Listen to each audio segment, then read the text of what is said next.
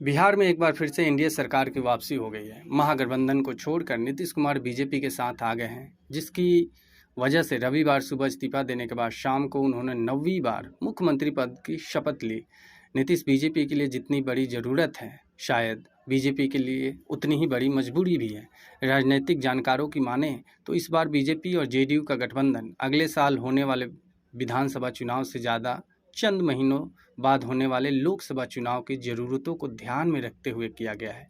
क्योंकि बीजेपी पर यह आरोप जेडीयू कई दफ़े लगाती रहती है कि बिहार विधानसभा चुनाव 2020 में भाजपा नीतीश कुमार के जेडीयू को तीसरे स्थान पर लाने और उसे बिहार की सत्ता से बेदखल करने के लिए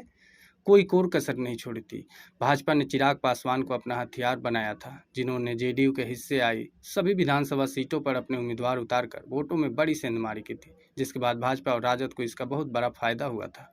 जहां राजद 79 सीटों पर जीत हासिल कर पहले स्थान पर रही, तो वहीं बीजेपी को 75 सीट पर जीत हासिल हुई थी। और सबसे बड़ा नुकसान अगर किसी को हुआ तो वह जेडीयू थी, जिन्हें 2020 के चुनाव में महज 43 सीटों से गुजारा करना पड़ा और वह तीसरे स्थान पर फिसल गई। अब आपको बता दें कि भले चिराग पासवान की पार्टी को एक भी विधानसभा सीटों पर जीत हासिल नहीं हुई, लेकिन उनके द्वारा जेडीयू के खिलाफ मुहिम में भाजपा और राजद को जमकर फायदा पहुंचा था, जिसके बाद भले ही भाजपा ने नीतीश कुमार को सीएम की कुर्सी पर बैठा दिया, लेकिन उन्होंने जो चाहा था वो हो चुका था। नीतीश के सरकार में उस वक्त भी भाजपा कोटे से 2 डिप्टी सीएम बनाए गए थे, जिसमें रेणु देवी और तारकेश्वर प्रसाद शामिल थे। विधानसभा में भाजपा की तरफ से मिले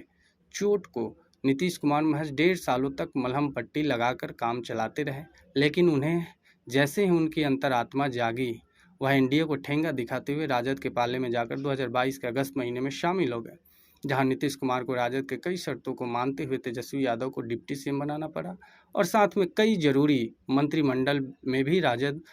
कोटे से मंत्री बनाने पड़े, जिसके बाद नीतीश कुमार राष्ट्रीय राजनीति में जाने के लिए एक रास्ता बनाने की जद्दोजहद में जुट गए। उन्होंने भाजपा के खिलाफ एक इंडिया ब्लॉक बनाने का स्वरूप तैयार किया, जिसके बाद भाजपा जहां उनकी पार्टी के कई सांसदों को अपने संपर्क में लेकर उन्हें बेचैनी में डाल दिया था, साथ ही बिहार महागठबंधन सरकार की योजनाओं से मिल रही सफलता में तेजस्वी यादव को ज़्यादा श्रेय मिलते देख उन्हें डर सताने लगा था कि उनकी पार्टी को भविष्य में खतरा हो सकता है, जिसके बाद उन्होंने कल फिर से एक बार राजद महागठबंधन से अलग होकर भाजपा के साथ जाकर सरकार बना ली है। अब देखना होगा कि नीतीश कुमार आखिर कब तक भाजपा एनडीए के साथ टिक पाते हैं। लोगों का मानना है कि लोकसभा चुनाव के बाद एक बार फिर नीतीश कुमार पलटी मार सकते हैं, क्योंकि उन्हें अभी सिर्फ लोकसभा चुनाव की चिंता है, जहां उन्हें एनडीए में रहकर पीएम मोदी के नेतृत्व में ज़्यादा सीटें मिलने की संभावना है।